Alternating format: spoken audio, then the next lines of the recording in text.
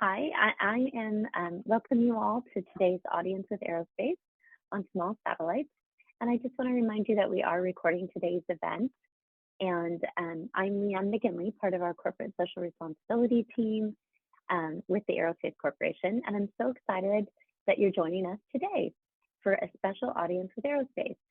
Today, we're joined by a futurist and members of our Moonlighter team, a project that you'll hear more about later on. And so please, as we're thinking about the future of STEM, I'd like to introduce our first special guest, Dr. Sarah Georgian. And Sarah is a project lead on the Strategic Foresight team with the Center for Space Policy and Strategy at the Aerospace Corporation. And I'm going to spotlight her here. Oh, you did. Okay, thank you. And Sarah has her bachelor's degree in astronautical engineering and a master's and doctorate degree in aerospace engineering. But in her job today, she is transforming the future of space by leading projects on innovation, strategy, policy, and prediction. So Sarah, I'm turning it over to you to lead us through our icebreaker. Thanks so much, Leanne. So as Leanne mentioned, I spend my professional time thinking about the future, which I think is just an amazing thing to say and such a privilege. It's definitely a job that I didn't know existed when I was growing up, or even when I was in graduate school, and maybe should have known a little bit more. And my specific job, focusing on space futures, didn't even exist until a few years ago. So it reminds even myself to keep dreaming and keep thinking about what could be in the future, because it may not exist today. A fun fact about me is that I did competitive gymnastics for 16 years when I was growing up, and taught me a lot of things, and also had a lot of injuries, because that's what happens sometimes when you're a gymnast. But we're here today to talk about space, and we really want to hear from you about what you think is the future. Futuristic, I hope so. I remember looking at one of my favorite things is to look at videos or pictures of what people 30 years ago thought the future would look like. I think everyone thought we'd have flying cars. We're not there yet, but we're not that far off. Virtual. We talk a lot about. I thought we'd have flying cars too. I'm with you. Yeah, we think a lot about, what is going to be the interplay between the physical and the virtual world and AI. Lots of satellites for sure. Obviously, we're a little bit biased here and pro space, but I think space will have. Do you think we're going to have a traffic control up in space? Yeah, like air traffic control, but for space. Air traffic control. Yeah. Mm-hmm. Yeah, I think they're talking about that even now. Yeah, thank you so much, Sarah, leading us through that fun activity. It was definitely exciting to see everybody's thoughts. It's my pleasure to have Elizabeth, Ballarud, and Will Chavez join us today as they're getting adjusted here. It's good to see them.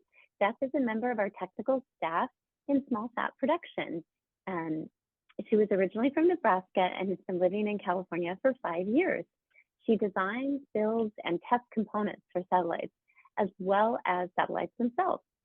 Beth first got her interest in her field from looking at a picture book of nebulas. And Will Chavez is a project leader managing various projects across aerospace. He studied mechanical engineering and has both a bachelor's and master's degree. And he's been at Aerospace for 8 years, and he's successfully led 4 small satellite missions.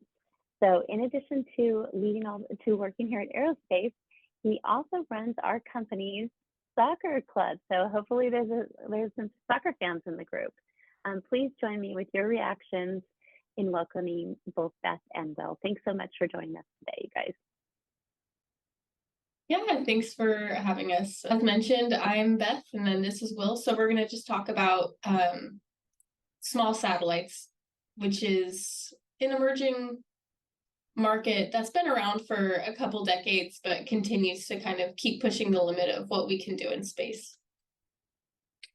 Well, yeah. Thank you for that kind introduction, Leanne. As Leanne mentioned, my name is William Chavez, and I'm very happy today to be presenting to everyone on the very basics of small satellites. Today we'll be covering what they are and how they're created, and we're going to spend a little bit of time on some of the unique small satellite missions developed at the Aerospace Corporation. Specifically, we'll be highlighting Moonlighter, DISC, and DISCSat. Next slide. So what is a CubeSat, right? So in order to understand what a CubeSat is, you have to compare it to what a traditional satellite is. So in this larger picture here, you see the James Webb Space Telescope. So the typical satellites tend to be the size of a car, all the way up to the size of a bus. And once they're in orbit, they actually have mechanisms that deploy their solar panels or solar cells, and thus their footprint becomes even larger. Where a typical CubeSat, I don't know if you can see this in my hand, tend to be relatively small. They tend to be the size of a tissue box or the size of a loaf bread. And there's other things that differentiate a typical CubeSat to a traditional satellite. One is the cost. So for example, the James Webb Space Telescope costs roughly $10 million. And within the Aerospace Corporation, a typical CubeSat cost can be as little as $1.5 million, all the way up to $5 million, really depending on the complexity of the technology. But I do want to make a note there that there are several institutions, universities, high schools, research developments, companies who are developing small satellites at an even lower cost. And a significant difference between a typical satellite development time frame is the amount of schedule, the amount of time is required, right? So for example, the James Webb Space Telescope took roughly 25 years from the moment it was decided that it's a concept all the way to launch. And as you might take away from that, time is money, where a typical small satellite development timeline is typically 1 to 2 years. So this really allows us to kind of deploy small satellites into orbit quickly and learn from them rapidly, and then improve on the next design.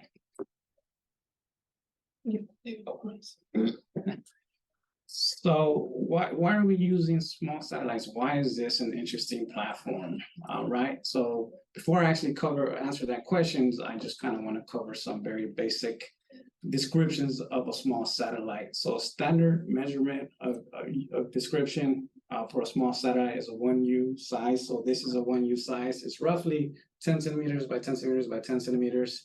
Or for those of you who think in inches, it's roughly 4 inches by 4 inches by 4 inches. Right, so these small satellites tend to hitch a ride on larger rockets. So this really gives the flexibility to rocket providers to integrate many different size satellites into that primary mission, therefore minimizing the cost of that rocket launch itself.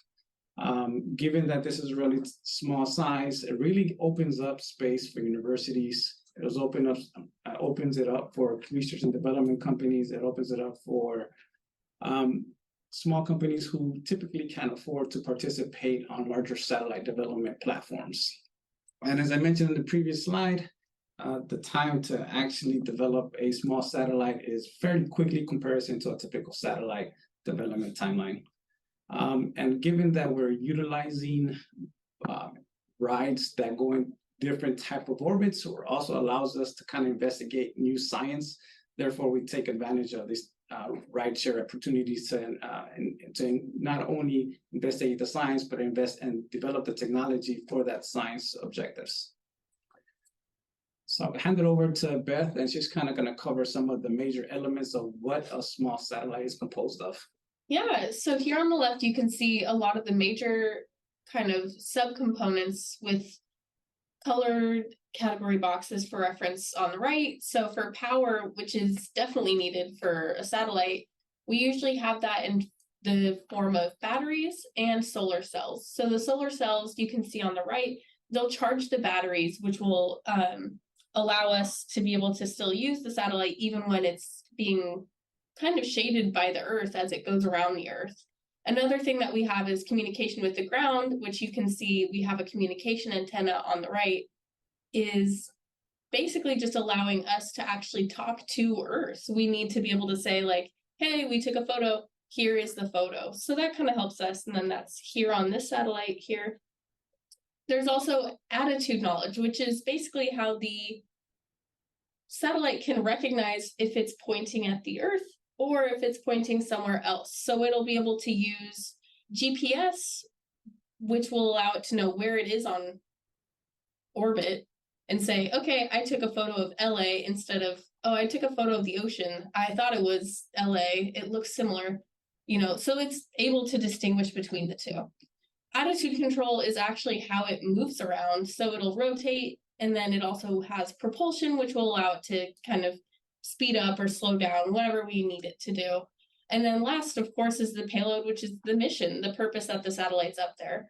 On this specific unit on screen, it was a camera payload. So you can see that there's some pretty big lenses and even some additional small ones that help us, I guess, that mission take data and then send it back down to Earth. So the general timeline of how they're created is pretty universal amongst all satellites ever. Usually there's an identification of a customer or technological need. In one of the cases of what we're working on here, NASA was kind of wondering, hey, can we make a new shape of satellite? So, that's the whole idea. The second thing they had to do was develop a mission, which is saying, hey, we're going to make this shape of satellite, and we're going to do this with it as well. So they put together a nice little packet, and then they ended up, I believe, went to the government for funding because they're NASA. So they got approved, and they have a timeline to say, okay, what you said to us, that sounds good. You go ahead and make it, and then come back to us if you need help. So once NASA had that, or whoever, if it's students, NASA, Aerospace, the engineers and scientists will work alongside each other to develop piece part design, which is just going to be all the small little components in here that you might not even be able to see. Fabrication of those pieces, which is just sending it to a machine shop, assembling of everything put together, and then testing it, which is usually just going to be a vibration test to make sure it can survive rocket launch, and then thermal to make sure when it's in space, it's not going to freeze up or get too hot. After that, we provide it to a launch provider. They'll typically put it on a rocket and it'll launch. And then the last thing we do is check, is it working? Are we getting camera data? Is the satellite still thinking it's over LA, but it's still over the ocean somewhere? So that's usually the whole checklist of what happens in a lifetime of a satellite. And so in the next slide, you're going to see kind of a time lapse of a build of one of the small sats we have here in-house.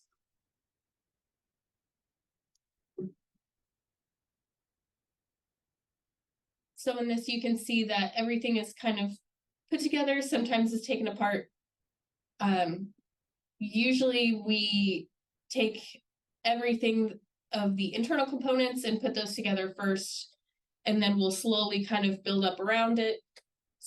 It kind of feels to me like it's just making a really fancy gingerbread house with just a bunch of other like smaller, more sensitive components. Obviously here you can see we have solar cells, which are not nearly as flexible as gumdrop buttons. So, and then here in this image, you can see, we take a lot of care to make sure everything is done. We do a lot of different inspections during the build as well. But again, this is definitely one of my favorite parts of the satellite production, is actually making them, because it's very satisfying to have, it in your hand after it's built. And then I'll hand it back to Will. All right, thank you for that, Beth. Mm-hmm.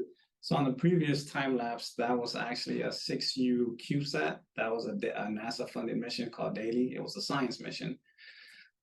So once we have a CubeSat that's assembled, it's integrated, and once it's tested, it goes to a very rigorous testing campaign. So before it actually even makes it into space, we have to make sure that this hardware is adequate for space. So we take it through testing called random vibration testing, and we take it through thermal vacuum testing. Essentially, we want to replicate what we can on the ground. We want to replicate the space environment and the ground as best as possible, and to ensure that all the hardware actually works before launching into space. So once it's assembled, and once our customers and management says, you guys have the authority to move on to the next phase, We then send our integration team, which traditionally consists of a mechanical engineer, so like Beth, and also a lead testing engineer. We send them out to a launch integrator site, and this CubeSats actually goes into a CubeSat deployer. That deployer then is integrated into a larger rocket, and then the rocket is launched. One example of how CubeSat is then deployed is that rocket, or at least on the left-hand side here, you have a small satellite mission that was taken to the International Space Station, and it was directly deployed from the International Space Station. So one of the primary difference between a CubeSat and a typical satellite is essentially the space that they're required, correct? So on the right-hand side, you see the James Webb Space Telescope essentially taking up the entire volume of that particular rocket. So they have the benefit of being the primary mission and being placed directly on orbit and in their particular orbit that they require, where us as CubeSat developers, we're just essentially hitching a ride on the larger rocket. And the next slide, actually I have a quick video of a CubeSat deployment out of Cygnus. Well, let me show you exactly what's going on here. So we have deployment of 2 small satellites, and what you're seeing here is actually some solar panels, and I'll repeat that again so you guys can see what's going on. This is actually an internally developed small satellite mission called Icera. We were partnering with NASA to make sure that this mission was successful in demonstrating new radio and antenna technology.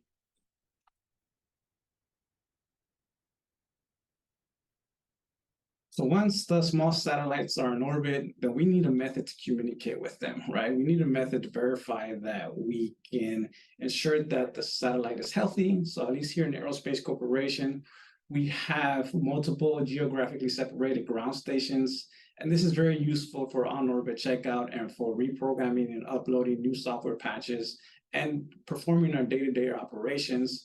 So one of the benefits of having multiple ground stations across the nation is that we're able to have more communication time with the satellite. So therefore we could rapidly commission the satellites. So typically satellites take roughly, or at least our satellites in the Aerospace Corporation take roughly between a week all the way to 6 weeks to getting fully commissioned. So what that means is that all the elements that Beth described are working appropriately, and we have the latest software patches in place so that it could actually achieve its mission or its science objectives.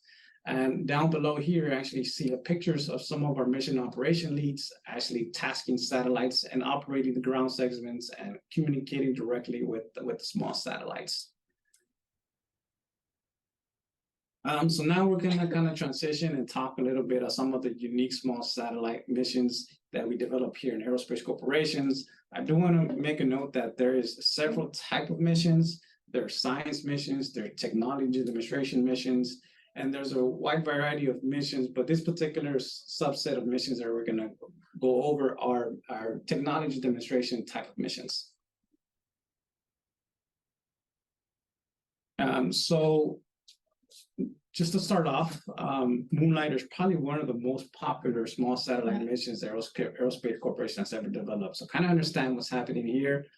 Let me provide you a little bit more context. So the Space Enterprise has not just an Aerospace Corporation, but throughout all the Space Enterprise, you have billion-dollar satellites, you have multi-million-dollar ground sites that are utilized to operate nationally critical satellites like GPS satellites, like weather satellites. So those are vulnerable to hacking activities. And so what we did here in Aerospace is we developed a platform, a 3U small satellite, essentially to be hacked, right? And so that it could be hacked several times over and can it be reset, and we can learn from that. So this gives the cybersecurity community the ability to perform their tactics, their techniques, and develop procedures to better safeguard the space enterprise. So this is a dedicated test bed for cybersecurity researchers.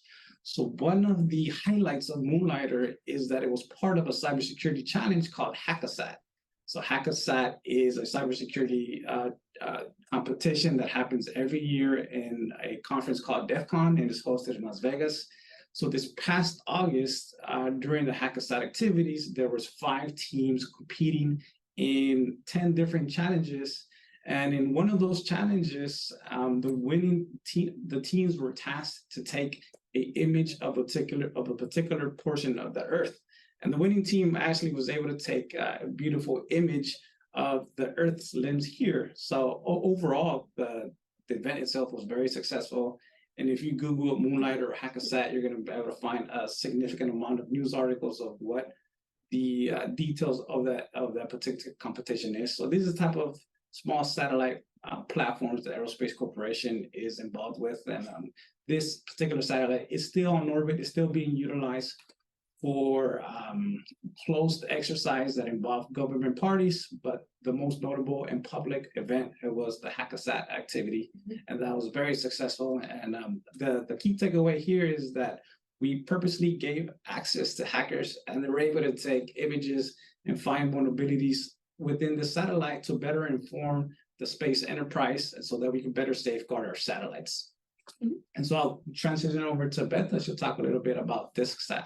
Yeah, so again, as Will was saying, there are different types of, missions. So one is from NASA that we're working on called DiskSat, which was just kind of a technological proof to see, small sats have CubeSats, but can we make small sats also disk shaped? Can we change the shape of satellites as we know them and add them to the lineup of, small satellites, big satellites, huge satellites, and maybe now pizza-shaped satellites. So one thing that we've been doing is designing everything, building everything, and seeing whether or not this is feasible, which, it's coming to fruition. So right now, you can see on the right that there's going to be 4 stacked up into a dispenser, because the dispenser where all the smaller CubeSats would fly out from the ISS won't fit something that's 3 feet wide. This is going to be a pretty big project, but it is a lot of fun. But you can see that it's a really good proof of concept. We are planning to hopefully make this a standard, so that way anybody that NASA wants to, give a payload to, they should be able to just add it to a pre-existing DiskSat and they should just be able to fly it. So this is a really fun project that Aerospace is also taking on, and I believe it's coming along really nicely. But you can see here in the left image that there's, 4 sets of solar panels. We have a bunch of things along the edges for structural reasons, and then the big gray box with the gold pieces in the middle, that's actually where all the payloads are. So that would be basically everything that was in this is now flattened out as flat as we can be, which is about 1.5 inches, I believe. So now it's just going to be, instead of having this, it's just going to be, let's put it in a very small kind of cafeteria lunch tray and have everybody put anything they need, and then they're ready to go. So that's been a really fun project from NASA that Aerospace has been working on as well. So to close out the presentations, I want to give you,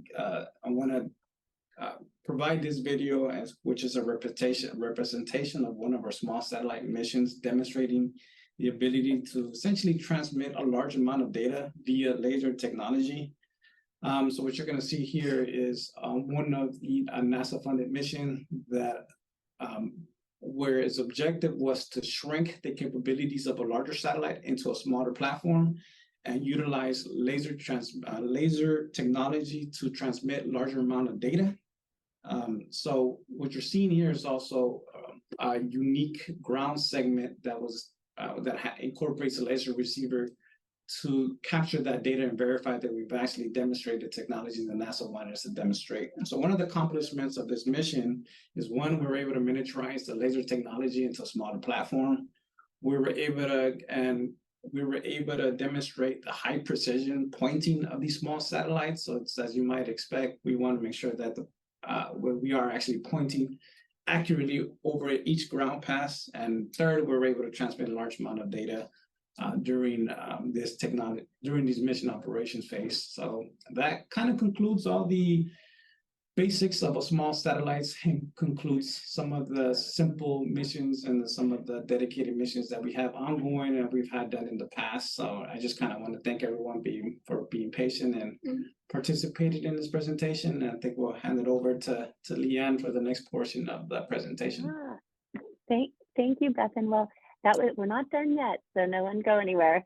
I just want to say that was so great, and I really learned something. Like, space is not just here; it's really global. Everyone's involved. If you check out that Moonlighter competition, countries like Germany and Italy and the United States, all sorts of countries were participating in that. And I think the example of where we started with the CubeSat and how Beth showed where it's evolved into a DiskSat, how creative engineers are in solving problems and coming up with new ways to do great things. And small satellites now have many missions in different forms, so it's not just one way of thinking about it. So I think that's so awesome. And I just want to compliment our audience. We've gotten fantastic questions that have come in our chat and in Slido, and we are going to do our best to answer them all. And thank you so much, Sarah, for joining us back on today. I thought maybe we'd just start with you to tell us a little bit about what is it like to be a futurist? What's your day like? What's the best part of it? Give us a little scoop into a futurist and what you're doing. Yeah, sure. I mean, I think the best part about being a futurist is that well, it's summed up in the phrase "there's no future facts." And so that means that nothing about the future has happened yet. So we still have control and the ability to change what happens in the future. And so I get to spend my time thinking about, what do we want the future to look like and how do we get there? And so it's really just an amazing place to have the opportunity to think about, where do we want to go and how do we get there, and know that we have the ability to do that if we wanted to.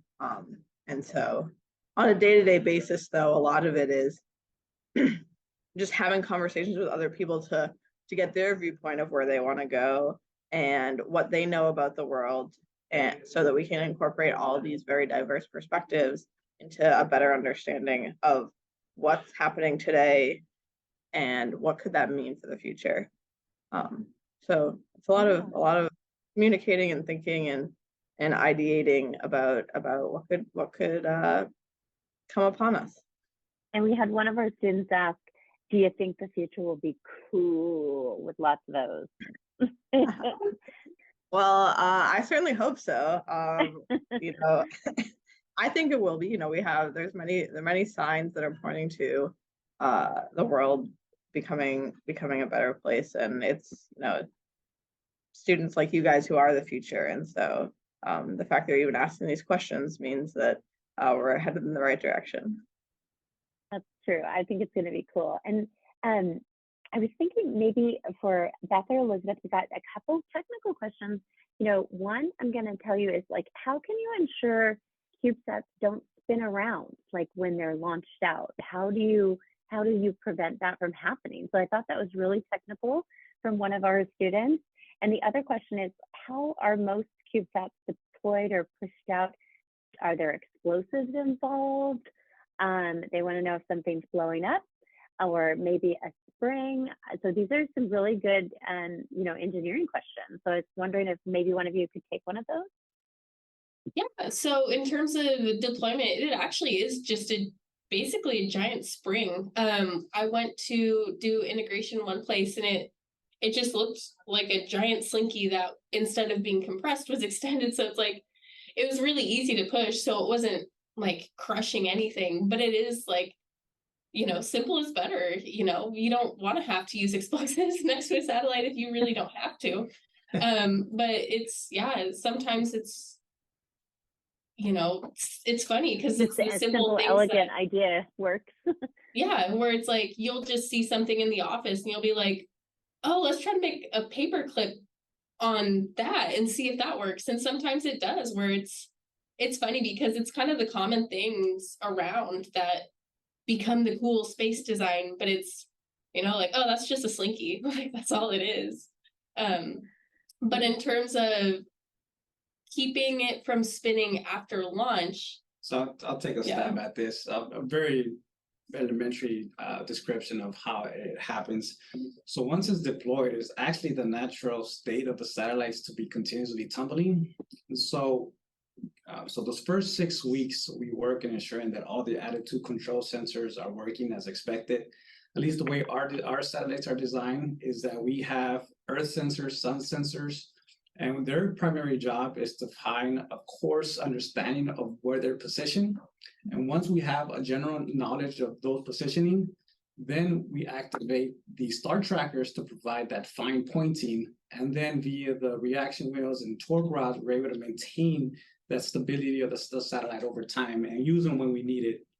And so, yeah, we actually, right now, Moonlighter, for example, is continuously pointing throughout the orbit to maintain a lower surface area right now so it can stay up there longer. So we were able to kind of utilize continuous pointing capabilities in our small satellites to kind of maintain the vehicles in this type of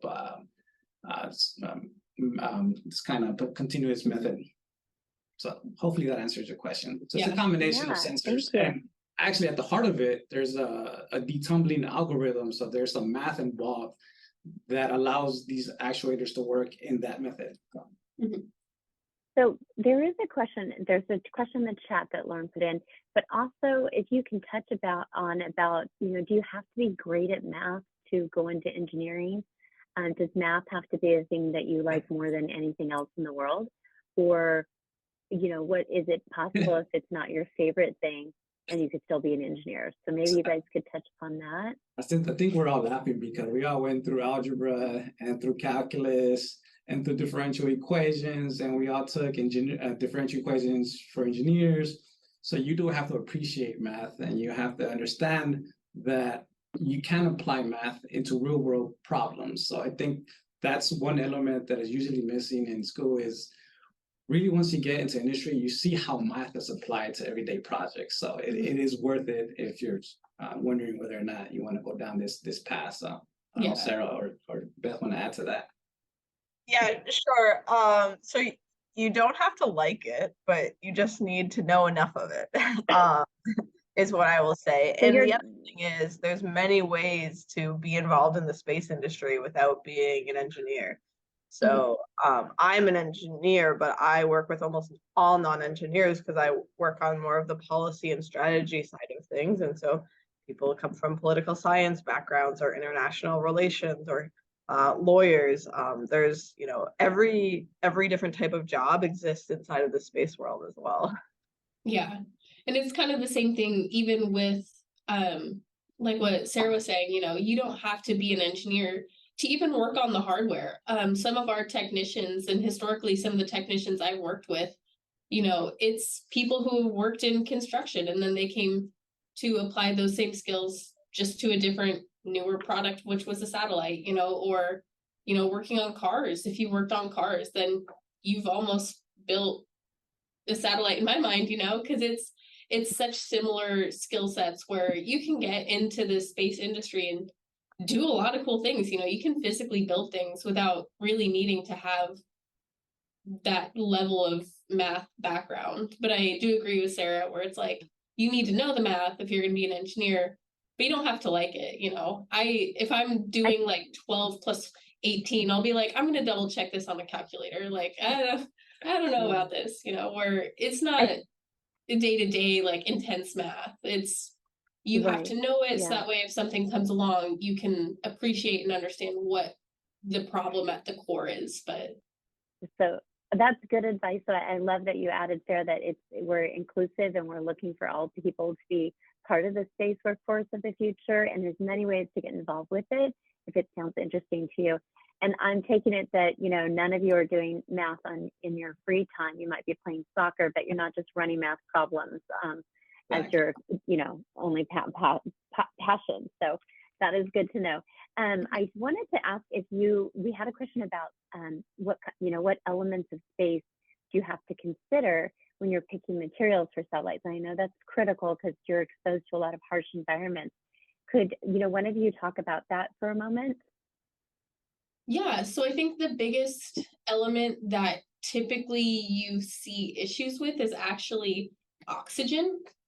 Um, Obviously on Earth, oxygen is great, but in space, the small little atoms of oxygen will actually cause atomic size damage to like metallic plates. It'll cause issues with the solder of the solar cells. It'll cause issues with the solar cells themselves, where it's not necessarily like throwing a rock at a solar cell where it's going to crack, but it's almost just changing the chemical composition of some things, which erodes it away.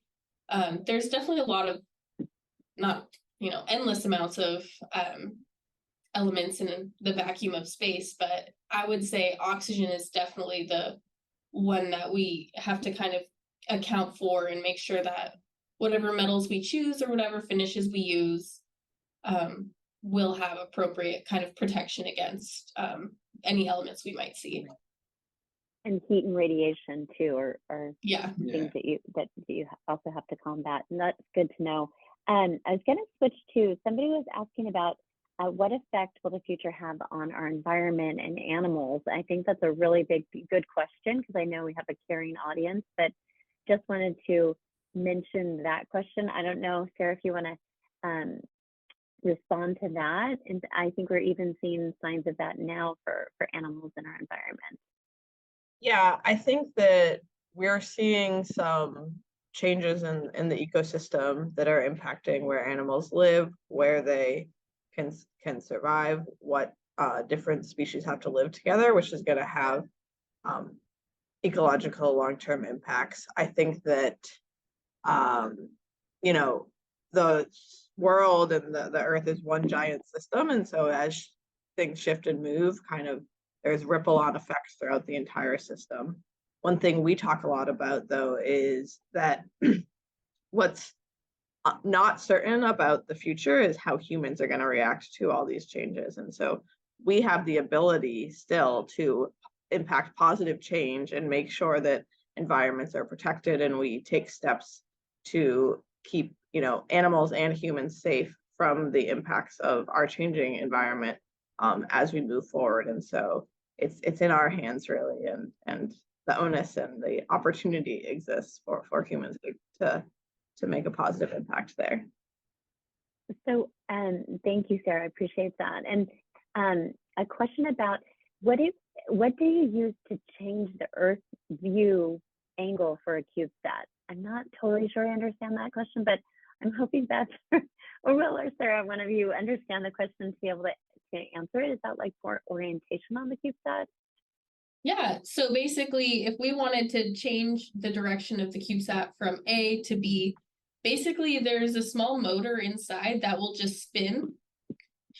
And since it's in space, there's no gravity, so it will just normally want to spin the opposite way on the outside as it's spinning one way on the inside to kind of maintain equilibrium.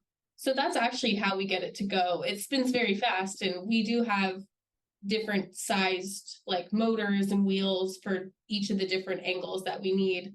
But that's more or less it. It kind of just spins like you're in an office chair, where instead of the office chair staying still, if you try to spin one way, it might spin the other, where it just wants to maintain equilibrium in space. So it's just some motors inside spins it around. Well, I think we're going to have to leave it with that being our last question. But I just want to thank Sarah, Beth, and Will for your time today. It was really great to have you on, and want to thank you again for attending today. Special thanks to Beth and Will and Sarah for joining us. Thanks so much, everybody. Have a great day.